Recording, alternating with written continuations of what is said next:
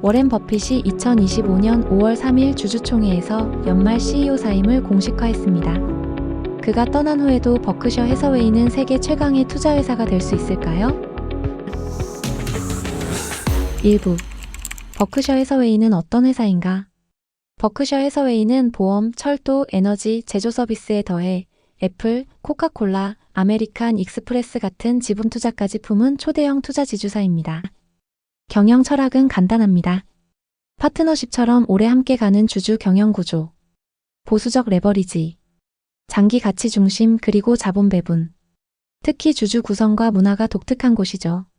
버핏은 주주가 사업의 공동 소유자라는 관점으로 오래 보유하길 바란다고 반복해서 말해왔고, 실제로 버크셔 주식의 연간 회전율은 다른 대형 기업 대비 일부에 불과하다는 점을 회사가 직접 명시합니다. 즉, 사고 팔기보다 갑오처럼 보유하는 문화가 자리 잡혀 있다는 뜻입니다. 이 문화는 주식 분할을 거의 하지 않은 정책과도 연결됩니다. A주, 브라카 A는 단 한 번도 분할된 적이 없고 2010년에만 B주가 50대 1 분할을 했죠. 높은 주가를 유지해 단타보다 장기 투자 성향의 주주를 끌어들이려는 의도가 일관되게 확인됩니다. 2부 버핏의 은퇴 선언.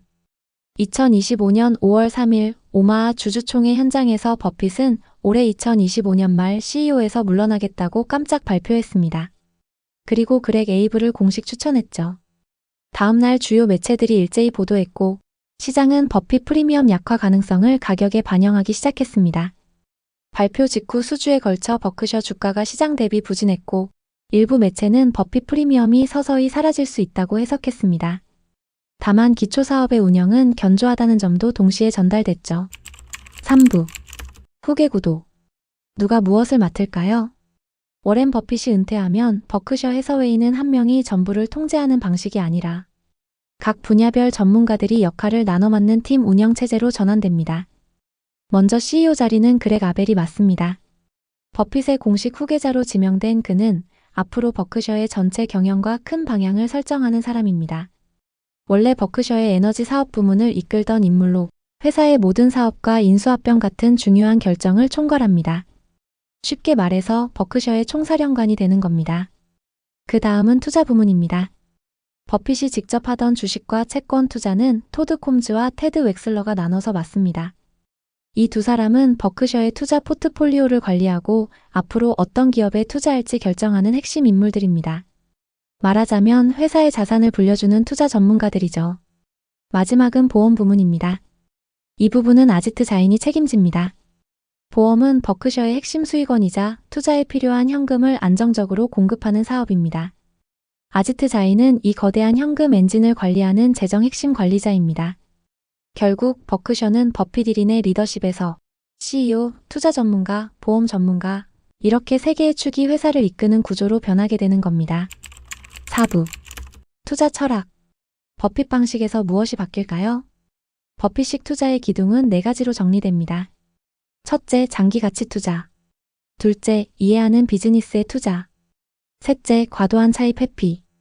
넷째, 현금은 옵션.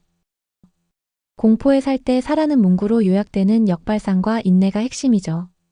개진 하에서도 이 골격은 크게 흔들리지 않을 가능성이 큽니다. 다만 AI, 전력망, 에너지 전환 등 실물 인프라와 신산업에서 보다 적극적 자본 배분이 나타날 여지는 있습니다. 실제로 버크셔는 막대한 현금을 보유해왔고, 이런 건조 하약고는 기회형 M&A와 대규모 투자를 가능하게 하죠.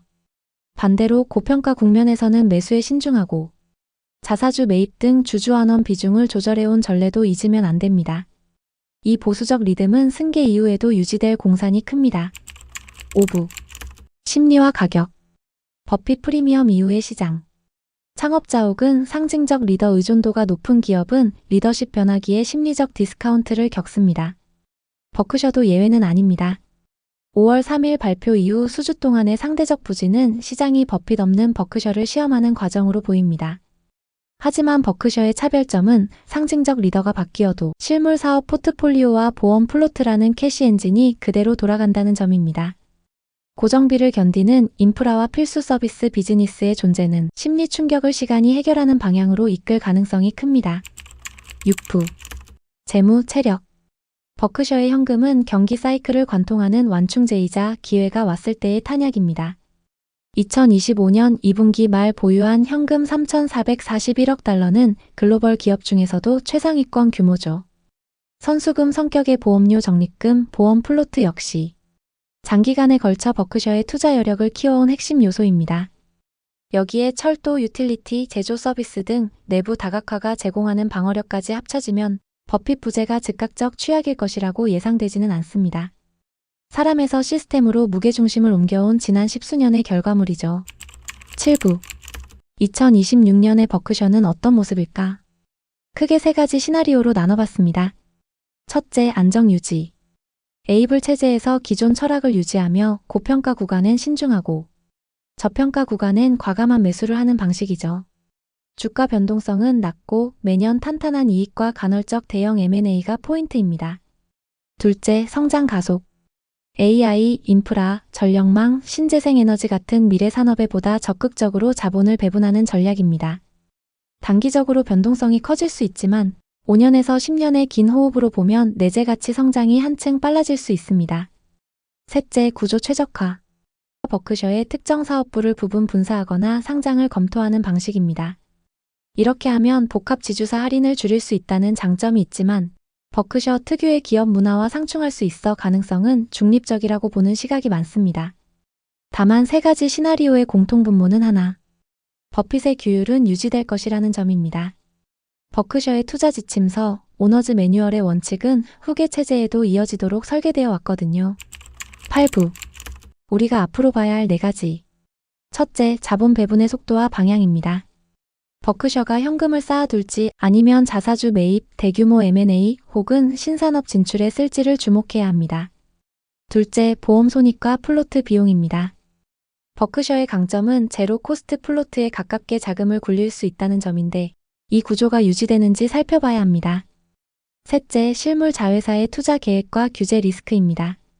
철도와 유틸리티 같은 핵심 사업이 안정적으로 현금을 창출할 수 있는지, 규제 환경은 어떤지 체크해야 합니다. 넷째, 대형 보유 지분의 비중 조절입니다. 대표적으로 애플과 같은 대기업 지분을 어느 정도로 집중할지 혹은 분산할지가 중요한 변수입니다. 버핏 없는 버크셔의 미래, 어떻게 될진 아무도 모릅니다. 다만 분명한 건 지켜볼 이유는 충분하다는 거죠. 지금까지 팩트로 바로잡는 정보 콘텐츠, 데이터로 보는 세상이었습니다. 다음엔 어떤 이슈를 분석해볼까요? 구독과 좋아요로 진짜 정보의 가치를 지켜주세요.